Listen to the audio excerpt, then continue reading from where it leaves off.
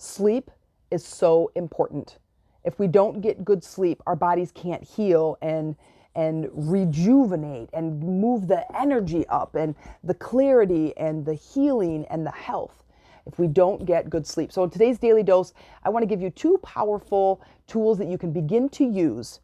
It's a fun way to put it together, but in order to help create a better sleeping space for you so you can get some really good solid sleep. So welcome to today's daily dose. We're talking about sleeping.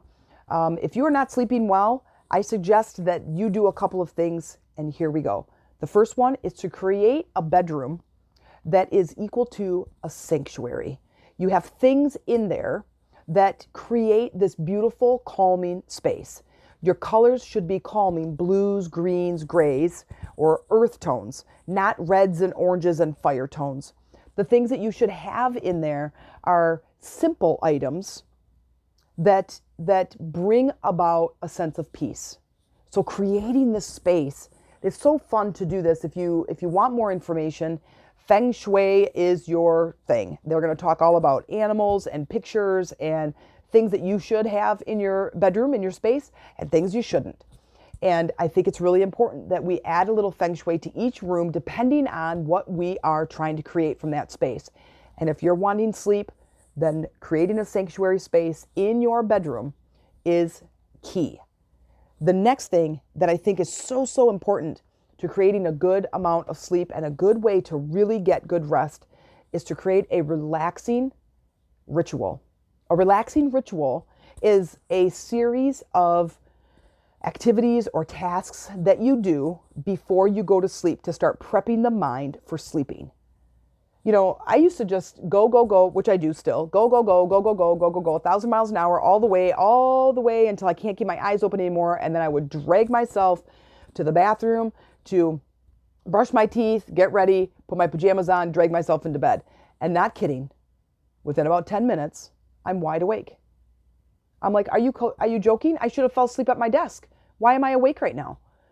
Well, because I didn't create a routine. Because what I did was basically worked until I was completely exhausted.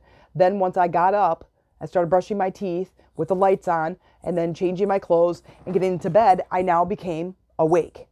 And then I would roll around in bed for 2 hours or sometimes more. So if that's you, take a page. I don't know if you say this, take a page out of my book, Creating a Bedtime Routine. Yeah, if you're an entrepreneur or you just work a bunch, I give myself a day, a time limit of when I'm going to stop. Sometimes I work 12 hours, 16 hours, sometimes longer, depends on what I'm doing. But I give myself time off. And I say, okay, I'm only working until dinner time tonight. I'm going to eat, whatever, and then I'm just going to relax. And already right there after dinner, my relaxation routine starts it starts right there. And as that's happening, my mind is starting to say, oh, okay, so it's dark outside, or, we're not going to be running around anymore using all this mental energy. We are moving towards sleeping and relaxing. Then I will do other things, like maybe I'll take a hot shower.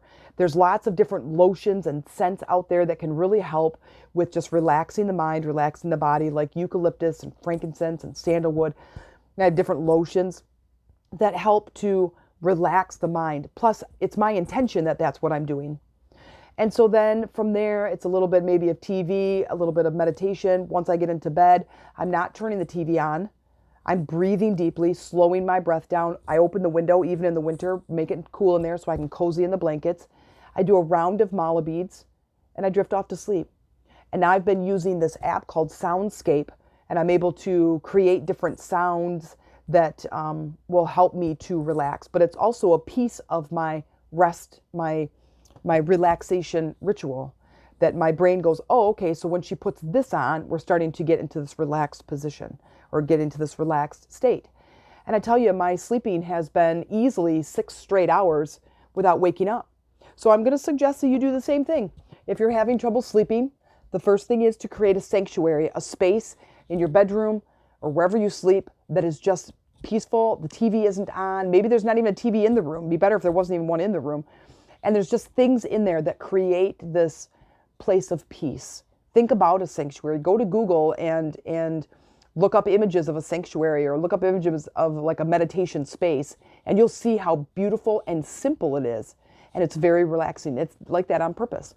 The other is to create that relaxing routine. I hope this finds you well. I hope that you sleep. I was going to say sleep like a baby. Actually, they get up every 2 hours. So don't sleep like a baby. Sleep like a worry-free queen. I don't know. Just sleep well.